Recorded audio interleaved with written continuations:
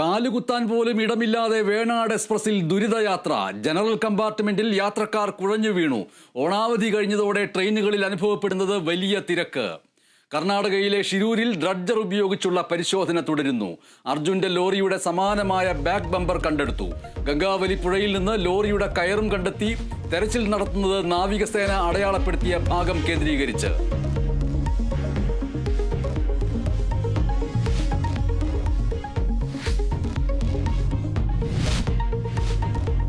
തൃശൂരിലെ തോൽവിക്ക് മുഖ്യ കാരണം തൃശൂർ പൂരം വിവാദമല്ലെന്ന് KPCC ഉപസമിതി റിപ്പോർട്ട്. TN പ്രതാപനും കോൺഗ്രസിനുമുണ്ടായ വീഴ്ച തോൽവിയിലേക്ക് നയിച്ചതെന്ന് കണ്ടെത്തൽ. പൂരം കലക്കിയതിനെക്കുറിച്ചുള്ള ADGP അജിത് കുമാറിന്റെ റിപ്പോർട്ടിനെ പരിഹസിച്ച് CPI മുഖപത്രം.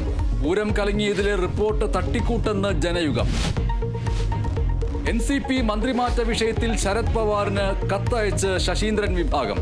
മന്ത്രിസ്ഥാനത്ത് നിന്ന് മാറ്റാനുള്ള നീക്കത്തിനെതിരെ ഇടപെടണമെന്ന് ആവശ്യം. സംസ്ഥാന അധ്യക്ഷൻ PC ചാക്കോയ്ക്ക് കത്തിൽ വിമർശനം. മന്ത്രിമാറ്റം സംബന്ധിച്ച് അടിസ്ഥാനരഹിതമായ വാർത്തകൾ പ്രചരിക്കുന്നു. കത്തയച്ചത് തൃശൂരിൽ ചേർന്ന യോഗത്തിന് ശേഷം. കുട്ടികളുടെ അശ്ലീല ചിത്രങ്ങൾ സൂക്ഷിക്കുന്നതും കാണുന്നതും പോക്സോ നിയമപ്രകാരം കുറ്റകരം തന്നെയാണെന്ന് സുപ്രീം കോടതി.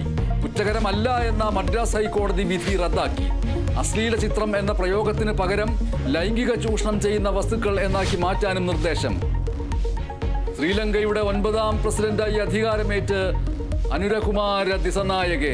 പ്രസിഡന്റാകുന്ന ആദ്യ കമ്മ്യൂണിസ്റ്റ് നേതാവ്. സാമ്പത്തിക പ്രതിസന്ധിയിൽ നിന്ന് രാജ്യത്തെ കരകയറ്റുമെന്ന് ദിസനായകെ.